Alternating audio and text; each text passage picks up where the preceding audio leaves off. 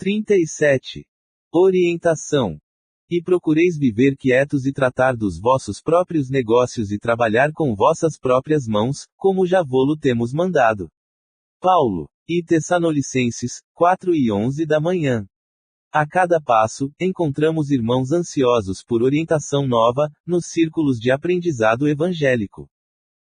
Valiosos serviços, programas excelentes de espiritualidade superior experimentam grave dilação esperando terminem as súplicas inoportunas e reiteradas daqueles que se descuidam dos compromissos assumidos.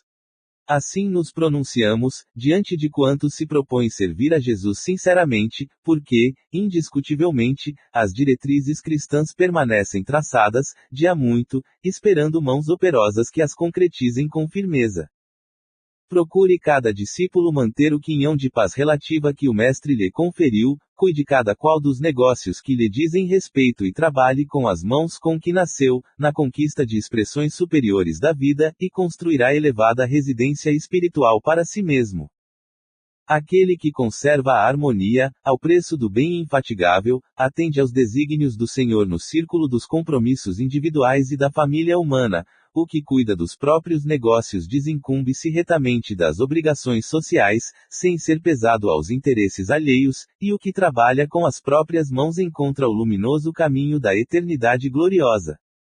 Antes de buscares, pois, qualquer orientação, junto de amigos encarnados ou desencarnados, não te esqueças de verificar se já atendeste a isto. 38. Servicinhos. Antes cede uns para com os outros benignos. Paulo. Efésios, 4:32 da manhã. Grande massa de aprendizes queixa-se, por vezes, da ausência de grandes oportunidades nos serviços do mundo. Aqui, é alguém desgostoso por não haver obtido um cargo de alta relevância, além, é um irmão inquieto porque ainda não conseguiu situar o nome na grande imprensa. A maioria anda esquecida do valor dos pequenos trabalhos que se traduzem, habitualmente, num gesto de boas maneiras, num sorriso fraterno e consolador. Um copo de água pura, o silêncio ante o mal que não comporta esclarecimentos imediatos, um livro santificante que se dá com amor, uma sentença carinhosa, o transporte de um fardo pequenino, a sugestão do bem, a tolerância em face de uma conversação fastidiosa, os favores gratuitos de alguns vinténs, a dádiva espontânea ainda que humilde, a gentileza natural, constituem serviços de grande valor que raras pessoas tomam a justa consideração. Que importa a cegueira de quem recebe? Que poderá significar a malevolência das criaturas ingratas, diante do impulso afetivo dos bons corações? Quantas vezes, em outro tempo, fomos igualmente cegos e perversos para com o Cristo, que nos tem dispensado todos os obséquios, grandes e pequenos. Não te mortifiques pela obtenção do ensejo de aparecer nos cartazes enormes do mundo. Isso pode traduzir muita dificuldade e perturbação para teu espírito, agora ou depois. Sê benevolente para com aqueles que te rodeiam. Não menosprezes os servicinhos úteis. Neles repousa o bem-estar do caminho diário para quantos se congregam na experiência humana. 39. Em que perseveras? E perseveravam na doutrina dos apóstolos e na comunhão e no partir do pão e nas orações. Atos, 2:42 da manhã. Observadores menos avisados pretendem encontrar inteira negação de espiritualidade nos acontecimentos atuais do planeta. Acreditam que a época das revelações sublimes esteja morta, que as portas celestiais permaneçam cerradas para sempre. E comentam entusiasmados, como se divisassem um paraíso perdido, os resplendores dos tempos apostólicos, quando um pugilo de cristãos renovou os princípios seculares do mais poderoso império do mundo. Asseveram muitos que o céu estancou a fonte das dádivas, esquecendo-se de que a generalidade dos crentes entorpeceu a capacidade de receber. Onde a coragem que revestia corações humildes, à frente dos leões do circo? Onde a fé que punha afirmações imortais na boca ferida dos mártires anônimos? Onde os sinais públicos das vozes celestiais? Onde os leprosos limpos e os cegos curados? As oportunidades do Senhor continuam fluindo, incessantes, sobre a terra. A misericórdia do Pai não mudou. A providência divina é invariável em todos os tempos. A atitude dos cristãos, na atualidade, porém, é muito diferente. Raríssimos perseveram na doutrina dos apóstolos, na comunhão com o Evangelho, no espírito de fraternidade, nos serviços da fé viva. A maioria prefere os chamados pontos de vista, comunga com o personalismo destruidor, fortalece a raiz do egoísmo e raciocina sem iluminação espiritual. A bondade do Senhor é constante e imperecível. Reparemos, pois, em que direção somos perseverantes. Antes de aplaudir os mais afoitos, procuremos saber se estamos com a volubilidade dos homens ou com a imutabilidade do Cristo. 40. Fé. Mas os cuidados deste mundo, os enganos das riquezas e as ambições doutras coisas, entrando, sufocam a palavra, que fica infrutífera. Jesus. Marcos, 4:19 da manhã. A árvore da fé viva não cresce no coração, miraculosamente. Qual acontece na vida comum, o Criador dá tudo, mas não prescinde do esforço da criatura. Qualquer planta útil reclama especial atenção no desenvolvimento. Indispensável cogitar-se do trabalho de proteção, auxílio e defesa.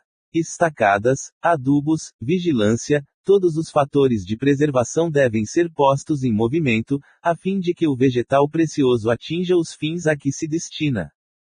A conquista da crença edificante não é serviço de menor esforço. A maioria das pessoas admite que a fé constitua a milagrosa auréola doada a alguns espíritos privilegiados pelo favor divino. Isso, contudo, é um equívoco de lamentáveis consequências. A sublime virtude é construção do mundo interior, em cujo desdobramento cada aprendiz funciona como orientador, engenheiro e operário de si mesmo. Não se faz possível a realização, quando excessivas ansiedades terrestres, de parceria com enganos e ambições inferiores, torturam o campo íntimo, à maneira de vermes e malfeitores, atacando a obra. A lição do Evangelho é semente viva. O coração humano é receptivo, tanto quanto a terra. É imprescindível tratar a planta divina com desvelada ternura e instinto enérgico de defesa. Há muitos perigos sutis contra ela, quais sejam os tóxicos dos maus livros, as opiniões ociosas, as discussões excitantes, o hábito de analisar os outros antes do autoexame. Ninguém pode, pois, em sã consciência, transferir, de modo integral, a vibração da fé ao espírito alheio, porque, realmente, isso é tarefa que compete a cada um. 41. Credores diferentes. Eu, porém, vos digo, amai os vossos inimigos. Jesus. Mateus, 5:44 da manhã. O problema do inimigo sempre merece estudos mais acurados. Certo, ninguém poderá aderir, de pronto, à completa união com o adversário do dia de hoje, como Jesus não pôde rir-se com os perseguidores, no martírio do Calvário. Entretanto, a advertência do Senhor, conclamando-nos a amar os inimigos, reveste-se de profunda significação em todas as facetas pelas quais a examinemos, mobilizando os instrumentos da análise comum. Geralmente, somos devedores de altos benefícios a quantos nos perseguem e caluniam, constituem os instrumentos que nos trabalham a individualidade, compelindo-nos a renovações de elevado alcance que raramente compreendemos nos instantes mais graves da experiência. São eles que nos indicam as fraquezas, as deficiências e as necessidades a serem atendidas na tarefa que estamos executando. Os amigos, em muitas ocasiões, são imprevidentes companheiros, porquanto contemporizam com o mal, os adversários, porém, situam-no com vigor. Pela rudeza do inimigo, o homem comumente se faz rubro e indignado uma só vez, mas, pela complacência dos afeiçoados, torna-se pálido e acabrunhado, vezes sem conta. Não queremos dizer com isto que a criatura deva cultivar inimizades, no entanto, somos daqueles que reconhecem por beneméritos credores quantos nos proclamam as faltas. São médicos corajosos que nos facultam corretivo. É difícil para muita gente, na Terra, a aceitação de semelhante verdade, todavia, chega sempre um instante em que entendemos o apelo do Cristo, em sua magna extensão. 42. Afirmação e ação. Disse-lhes Jesus: a minha comida é fazer eu a vontade daquele que me enviou, e cumprir a sua obra. João 4:34 da manhã. Aqui e ali, encontramos crentes do Evangelho invariavelmente prontos a alegar a boa intenção de satisfazer os ditames celestiais. Entregam-se alguns à ociosidade e ao desânimo e, com manifesto desrespeito às sagradas noções da fé, asseguram ao amigo ou ao vizinho que vivem atendendo às determinações do Todo-Poderoso. Não são poucos os que não preveem, nem providenciam a tempo e, quando tudo desaba, quando as forças inferiores triunfam, eis que, em lágrimas, declaram que foram obedecidas às ordens do Altíssimo. No que condiz, porém, com a atuação do Pai, urge reconhecer que, se a manifestação de sua vontade, há, simultaneamente, objetivo e finalidade que lhe são consequentes. Programa elevado, sem concretização, é projeto morto. Deus não expressaria propósitos a esmo. Em razão disso, afirmou Jesus que vinha ao mundo fazer a vontade do Pai e cumprir-lhe a obra.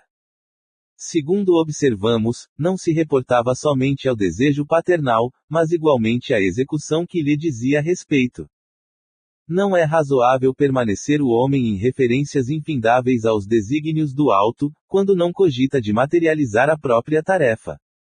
O Pai, naturalmente, guarda planos indevassáveis acerca de cada filho. É imprescindível, no entanto, que a criatura coopere na objetivação dos propósitos divinos em si própria, compreendendo que se trata de lamentável abuso muita alusão à vontade de Deus quando vivemos distraídos do trabalho que nos compete. 43. Vós, portanto, amados, sabendo isto de antemão, guardai-vos de que, pelo engano dos homens abomináveis, sejais juntamente arrebatados e descaiais da vossa firmeza. Pedro 3:17 da manhã. O esclarecimento íntimo é inalienável tesouro dos discípulos sinceros do Cristo. O mundo está cheio de enganos dos homens abomináveis que invadiram os domínios da política, da ciência, da religião e ergueram criações chocantes para os espíritos menos avisados. Contam-se por milhões as almas com eles arrebatadas às surpresas da morte e absolutamente desequilibradas nos círculos da vida espiritual. Do cume falso de suas noções individualistas precipitam-se em despenhadeiros apavorantes, onde perdem a firmeza e a luz. Grande número dos imprevidentes encontram socorro justo, porquanto desconheciam a verdadeira situação. Não se achavam devidamente informados. Os homens abomináveis ocultavam-lhes o sentido real da vida. Semelhante benemerência, contudo, não poderá atingir os aprendizes que conhecem, de antemão, a verdade. O aluno do Evangelho somente se alimentará de equívocos deploráveis, se quiser. Rodopiará, por isso mesmo, no torvelinho da sombra se nele cair voluntariamente, no capítulo da preferência individual. O ignorante alcançará a justificativa. A vítima será libertada. O doente desprotegido receberá enfermagem e remédio. Mas o discípulo de Jesus, bafejado pelos benefícios do céu todos os dias, que se rodeia de esclarecimentos e consolações, luzes e bênçãos, esse deve saber, de antemão, quanto lhe compete realizar em serviço e vigilância e, caso aceite as ilusões dos homens abomináveis, agirá sob a responsabilidade que lhe é própria, entrando na partilha das aflitivas realidades que o aguardam nos planos inferiores. 44. Saber como convém. E se alguém cuida saber alguma coisa, ainda não sabe como convém saber. Paulo. E Coríntios, 8:2. A civilização sempre cuida saber excessivamente, mas, em tempo algum, soube como convém saber. É por isto que, ainda agora, o avião bombardeia, o rádio transmite a mentira e a morte, e o combustível alimenta a maquinaria de agressão. Assim também, na esfera individual, o homem apenas cogita saber, esquecendo que é indispensável saber como convém. Em nossas atividades evangélicas, toda a atenção é necessária ao êxito na tarefa que nos foi cometida. Aprendizes do Evangelho existem que pretendem guardar toda a revelação do céu, para impô-la aos vizinhos, que se presumem de posse da humildade, para tiranizarem os outros, que se declaram pacientes, irritando a quem os ouve, que se afirmam crentes, confundindo a fé alheia, que exibem títulos de benemerência, olvidando comezinhas obrigações domésticas. Esses amigos, principalmente, são daqueles que cuidam saber sem saberem de fato. Os que conhecem espiritualmente as situações ajudam sem ofender, melhoram sem ferir, esclarecem sem perturbar. Sabem como convém saber e aprenderam a ser úteis. Usam o silêncio e a palavra, localizam o bem e o mal, identificam a sombra e a luz e distribuem com todos os dons do Cristo. Informam-se quanto à fonte da eterna sabedoria e ligam-se a ela como lâmpadas perfeitas ao centro da força. Fracassos e triunfos, no plano das formas temporárias, não lhes modificam as energias. Esses sabem porque sabem e utilizam os próprios conhecimentos como convém saber. 45. Necessidade essencial. Mas eu roguei por ti, para que a tua fé não desfaleça. Jesus. Lucas, 10:32 da noite. Justo destacar que Jesus, ciente de que Simão permanecia num mundo em que imperam as vantagens de caráter material, não intercedesse, junto ao Pai, a fim de que lhe não faltassem recursos físicos, tais como a satisfação do corpo, a remuneração substanciosa ou a consideração social. Declara o Mestre haver pedido ao Supremo Senhor para que em Pedro não se enfraqueça o dom da fé. Salientou, assim, o Cristo, a necessidade essencial da criatura humana, no que se refere à confiança em Deus, num círculo de lutas onde todos os benefícios visíveis estão sujeitos à transformação e à morte. Testemunhava que, de todas as realizações sublimes do homem atual, a fé viva e ativa é das mais difíceis de serem consolidadas. Reconhecia que a segurança espiritual dos companheiros terrestres não é obra de alguns dias, porque pequeninos acontecimentos podem interrompê-la, feri-la, adiá-la. A ingratidão de um amigo, um gesto impensado, a incompreensão de alguém, uma insignificante dificuldade, podem prejudicar-lhe o desenvolvimento. Em plena oficina humana, portanto, é imprescindível reconheças a transitoriedade de todos os bens transferíveis que te cercam. Mobiliza-os sempre, atendendo aos superiores desígnios da fraternidade que nos ensinam a amar-nos uns aos outros com fidelidade e devotamento. Convence-te, porém, de que a fé viva na vitória final do Espírito Eterno é o óleo divino que nos sustenta a luz interior para a divina ascensão. 46. Crescei. Antes crescei na graça e no conhecimento de nosso Senhor e Salvador, Jesus Cristo. Pedro. Pedro. 3:18 da manhã. A situação de destaque preocupa constantemente a ideia do homem. O próprio mendigo, esfarrapado e faminto, muita vez permanece, orgulhoso, na expectativa de realce no céu. Habitualmente, porém, toda ansiedade, nesse particular, é propósito mal dirigido objetivando o crescimento ao inverso. Não seria, propriamente, o ato de se desenvolver, mas de inchar. Nessa mesma pauta, muitos aprendizes irrequietos pleiteiam altas remunerações financeiras, favores do dinheiro fácil, elevação aos postos de autoridade, invocando a necessidade de crescer para maior eficiência no serviço do Cristo. Isto, contudo, quase sempre é pura ilusão. Materializadas as exigências, transformam-se em servidores rodeados de impedimentos. O Mestre Divino, que organizou a vida planetária ao influxo do Eterno Pai, possui suficiente poder e, para a execução de sua obra, não se demoraria à espera de que esse ou aquele dos aprendizes se convertesse em especialista em determinados negócios do mundo. O crescimento a que o Evangelho se reporta deve orientar-se na virtude cristã e no conhecimento da vontade divina. Aprenda cada um a sua parte, na esfera de nossos deveres com Jesus. Atenda ao programa de edificação que lhe compete, ainda que se encontre sozinho ou perseguido pela incompreensão dos homens e, então, estará crescendo na graça e no discernimento para a vida imortal. 47. O povo e o Evangelho. E não achavam meio de lhe fazerem mal, porque todo o povo pendia para ele, escutando. Lucas, 7:48 da noite. A perseguição aos postulados do cristianismo é de todos os tempos. Nos próprios dias do Mestre Divino, nos círculos carnais, já se exteriorizavam hostilidades de todos os matizes contra os movimentos da iluminação cristã. Em todas as ocasiões, no entanto, tem sido possível observar a gravitação do povo para Jesus. Entre ele e a multidão, nunca se extinguiu o poderoso magnetismo da virtude e do amor.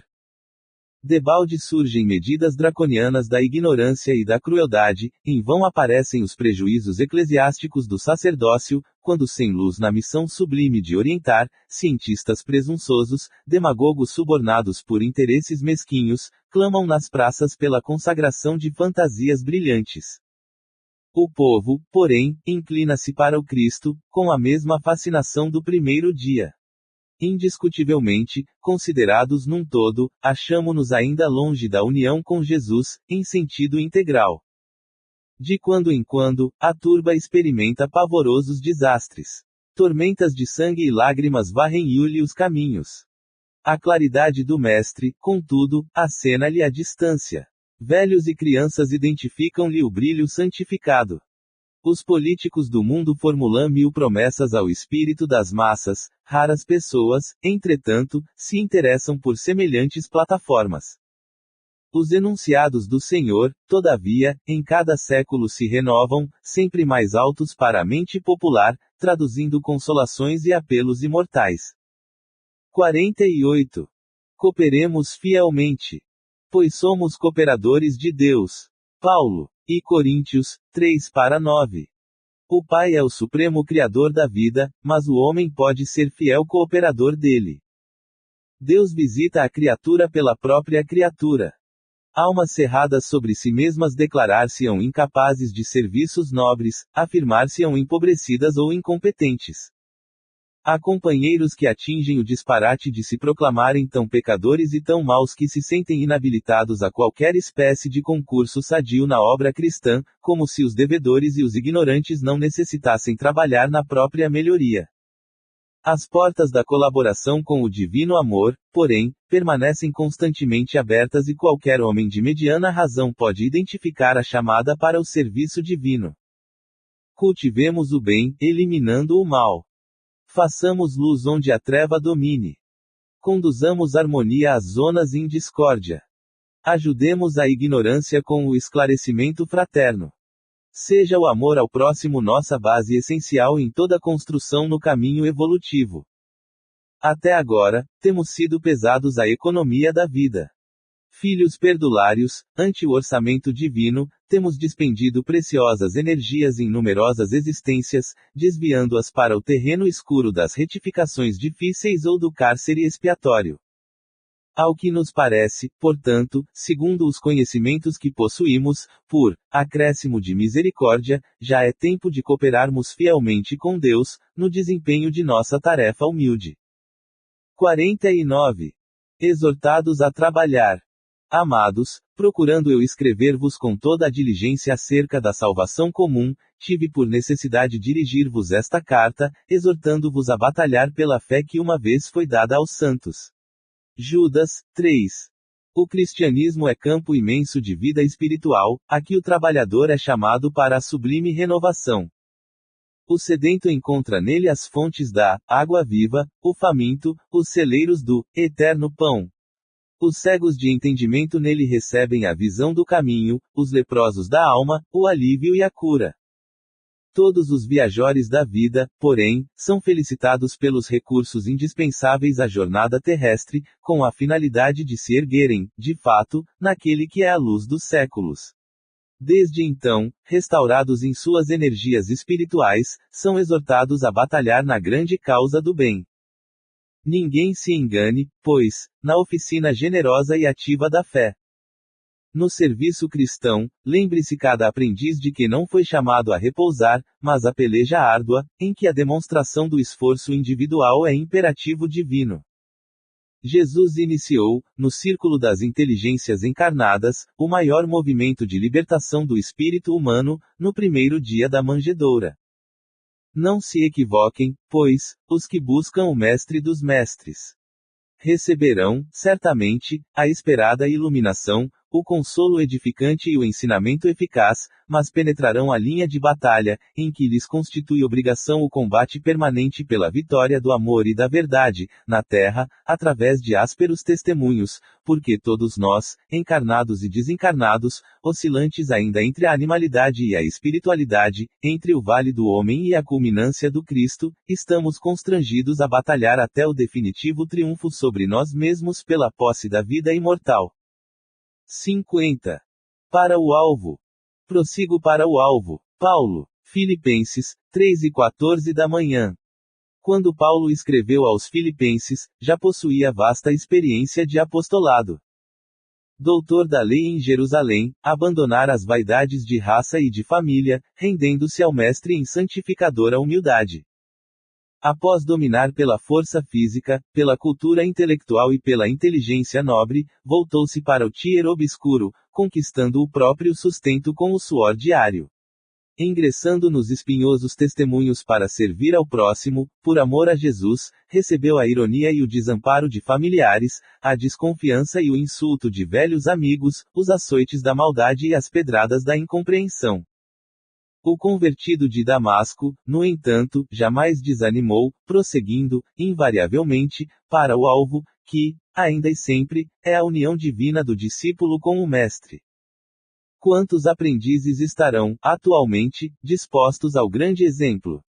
Espalham-se, em vão, os convites ao sublime banquete, debalde envia Jesus mensageiros aos estudantes novos, revelando a excelência da vida superior.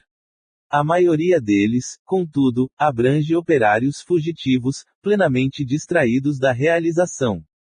Perdem de vista a obra por fazer, desinteressam-se das lições necessárias e esquecem as finalidades da permanência na Terra. Comumente, nos primeiros obstáculos mais fortes da marcha, nas corrigendas iniciais do serviço, põem-se em lágrimas de desespero, acabrunhados e tristes. Declaram-se, incompreensivelmente, desalentados, vencidos, sem esperança. A explicação é simples, todavia.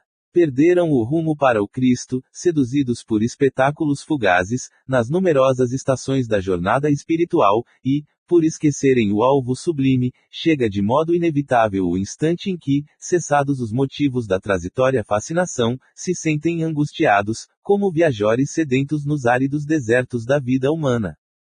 51. Não se envergonhar. Porque qualquer que de mim e das minhas palavras se envergonhar, dele se envergonhar ao Filho do Homem. Jesus. Lucas, 9:26 da manhã. Muitos aprendizes existem satisfeitos consigo mesmos tão somente em razão de algumas afirmativas quixotescas. Congregam-se em grandes discussões, atrabiliários e irascíveis, tentando convencer gregos e troianos, relativamente à fé religiosa e, quando interpelados sobre a fúria em que se comprazem, na imposição dos pontos de vista que lhes são próprios, costumam redarguir que é imprescindível não nos envergonharmos do Mestre, nem de seus ensinamentos perante a multidão. Todavia, por vezes, a preocupação de preservar o cristianismo não passa de posição meramente verbal. Tais defensores do Cristo andam esquecidos de que, antes de tudo, é indispensável não esquecer-lhe os princípios sublimes, diante das tarefas de cada dia. A vida de um homem é a sua própria confissão pública. A conduta de cada crente é a sua verdadeira profissão de fé. Muito infantis o trovão da voz e a mímica verbalista, filhos da vaidade individual, junto de ouvintes incompreensivos e complacentes, com pleno esquecimento dos necessários testemunhos com o Mestre, na oficina de trabalho comum e no lar purificador. Torna-se indispensável não se envergonhar o aprendiz de Jesus, não em perlengas calorosas, das quais cada contendor regressa mais exasperado, mas sim perante as situações, aparentemente insignificantes ou eminentemente expressivas, em que se pede ao crente o exemplo de amor, renúncia e sacrifício pessoal que o Senhor demonstrou em sua trajetória sublime. 52. A avareza. E disse-lhes: acautelai-vos e guardai-vos da avareza, porque a vida de cada um não consiste na abundância das coisas que possui. Lucas, 12:15. Fujamos à retenção de qualquer possibilidade sem espírito de serviço. A avareza não consiste apenas em amealhar o dinheiro nos cofres da mesquinhez. As próprias águas benfeitoras da natureza, quando encarceradas sem preocupação de benefício, costumam formar zonas infecciosas. Quem vive à cata de compensações, englobando-as ao redor de si, não passa igualmente de avaro infeliz. Toda avareza é centralização doentia, preparando metas de sofrimento. Não basta saber pedir, nem basta a habilidade e a eficiência em conquistar. É preciso adquirir no clima do Cristo, espalhando os benefícios da posse temporária, para que a própria existência não constitua obstáculo à paz e à alegria dos outros. Inúmeros homens, atacados pelo vírus da avareza, muito ganharam em fortuna, autoridade e inteligência, mas apenas conseguiram, ao termo da experiência, a perversão dos que mais amavam e o ódio dos que lhes eram vizinhos. Amontoaram vantagens para a própria perda. Arruinaram-se, envenenando, igualmente, os que lhes partilharam as tarefas no mundo. Recordemos a palavra do Mestre Divino, gravando-a no espírito.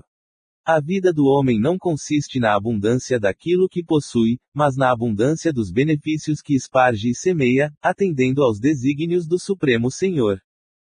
53. Sementeiras e ceifas. Porque o que semeia na sua carne, da carne ceifará a corrupção. Paulo. Gálatas, 6-8. Plantaremos todos os dias. É da lei. Até os inativos e ociosos estão cultivando o joio da imprevidência. É necessário reconhecer, porém, que diariamente colheremos. Há vegetais que produzem no curso de breves semanas, outros, no entanto, só revelam frutos na passagem laboriosa de muito tempo. Em todas as épocas, a turba cria complicações de natureza material, acentuando o labirinto das reencarnações dolorosas, demorando-se nas dificuldades da decadência. Ainda hoje, surgem os que pretendem curar a honra com o sangue alheio e lavar a injustiça com as represálias do crime. Daí, o ódio de ontem gerando as guerras de hoje, a ambição pessoal formando a miséria que há de vir, os prazeres fáceis reclamando as retificações de amanhã. Até hoje, decorridos mais de 19 séculos sobre o cristianismo, apenas alguns discípulos, de quando em quando, compreendem a necessidade da sementeira da luz espiritual em si mesmos, diferente de quantas se conhecem no mundo, e avançam a caminho do Mestre dos Mestres. Se desejas, pois, meu amigo, plantar na lavoura divina, foge ao velho sistema de semeaduras na corrupção e ceifas na decadência. Cultiva o bem para a vida eterna. Repara as multidões, encarceradas no antigo processo de se levantarem para o erro e caírem para a corrigenda, e segue rumo ao Senhor, organizando as próprias aquisições de dons imortais. 54. Fariseus. Acautelai-vos, primeiramente, do fermento dos fariseus, Jesus. Lucas, 12-1. Fariseu ainda é todo presunçoso, dogmático, exclusivo, pretenso privilegiado das forças divinas. O orgulhoso descendente dos doutores de Jerusalém ainda vive. Atravessa todas as organizações humanas. Respira em todos os templos terrestres. Acredita-se o herdeiro único da divina bondade. Nada aprecia senão pelo prisma do orgulho pessoal. Traça programas caprichosos e intenta torcer as próprias leis universais, submetendo-as ao ponto de vista que esposou na sua escola ou no seu argumento sectarista. Jamais comparece, ante a bênção do Senhor, na condição de alguém que se converteu em instrumento de seus amorosos desígnios, mas como crente orgulhoso, cheio de propósitos individualistas, declarando-se detentor de considerações especiais.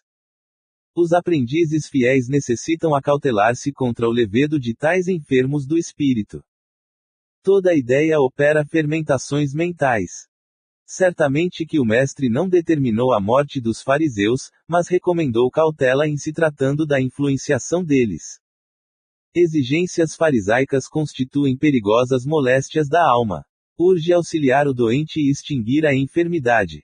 Todavia, não conseguiremos a realização provocando tumultos e, sim, usando a cautela na antiga recomendação de vigilância. 55. Igreja livre. Mas a Jerusalém que é de cima, é livre, a qual é mãe de todos nós. Paulo. Gálatas, 4:26 da manhã. O exame isolado deste versículo sugere um tema de infinita grandeza para os discípulos religiosos do cristianismo. A palavra do apóstolo aos gentios recorda-nos a igreja liberta do Cristo, não na esfera estreita dos homens, mas no ilimitado pensamento divino. O espírito orgulhoso e sectário, há tanto tempo dominante nas atividades da fé, encontra na afirmativa de Paulo de Tarso um antídoto para as suas venenosas preocupações. Em todas as épocas, tem vivido na terra os nobres excomungados, os incompreendidos valorosos e os caluniados sublimes. Passaram, nos círculos das criaturas, qual acontece ainda hoje, perseguidos e desprezados, entre o sarcasmo e a indiferença. Por vezes, sofrem o degredo social por não se aviltarem ante as explorações delituosas do fanatismo, em outras ocasiões, são categorizados à conta de ateus pelas suas ideias mal interpretadas. É que, de quando em quando, rajadas de ódios e dúvidas sopram nas igrejas desprevenidas da terra. Os crentes ouvidam o "não julgueis", e confiam-se a lutas angustiosas. Semelhantes atritos, contudo, não alteram a consciência tranquila dos anatematizados que se sentem sob a tutela do divino poder. Instintivamente, reconhecem que além da esfera obscura da ação física resplandece o templo soberano e invisível em que Jesus recolhe os servidores fiéis, sem deter-se na cor ou no feitio de suas vestimentas. Benfeitores e servos excomungados dos caminhos humanos, se tendes uma consciência sem mácula, não vos magoe a pedrada dos homens que se distanciam uns dos outros pelo separatismo infeliz. Há uma igreja augusta e livre, na vida espiritual, que é a acolhedora mãe de todos nós. 56. Maiorais. E ele, assentando-se, chamou os 12 e disse-lhes: se alguém quiser ser o primeiro, será o último de todos e servo de todos. Marcos, 9h35 da manhã. Ser dos primeiros na terra não é problema de solução complicada. Há maiorais no mundo em todas as situações. A ciência, a filosofia, o sacerdócio, tanto quanto a política, o comércio e as finanças podem exibi-los, facilmente. Os homens principais da ciência, com legítimas exceções, costumam ser grandes presunçosos, os da filosofia, argutos sofistas do pensamento, os do sacerdócio, fanáticos sem compreensão da verdadeira fé. Em política, muitos dos maiorais são tiranos, no comércio, inúmeros são exploradores e, nas finanças, muitos deles não passam de associados das sombras contra os interesses coletivos. Ser dos primeiros, no entanto, nas esferas de Jesus sobre a terra, não é questão de fácil acesso à criatura vulgar. Nos departamentos do mundo materializado, os principais devem ser os primeiros a serem servidos e contam com a obediência compulsória de todos. Em cristianismo puro, os espíritos dominantes são os últimos na recepção dos benefícios, porquanto são servos reais de quantos lhes procuram a colaboração fraterna. É por isto que em todas as escolas cristãs há numerosos pregadores, muitos mordomos, turbas de operários, cooperadores do culto, polemistas valiosos, doutores da letra, intérpretes competentes, reformistas apaixonados, mas raríssimos apóstolos. De modo geral, quase todos os crentes se dispõem ao ensino e ao conselho, prontos ao combate espetaculoso e à advertência humilhante ou vaidosa, poucos surgindo com o desejo de servir, em silêncio, convencidos de que toda a glória pertence a Deus. 57. Não te afastes.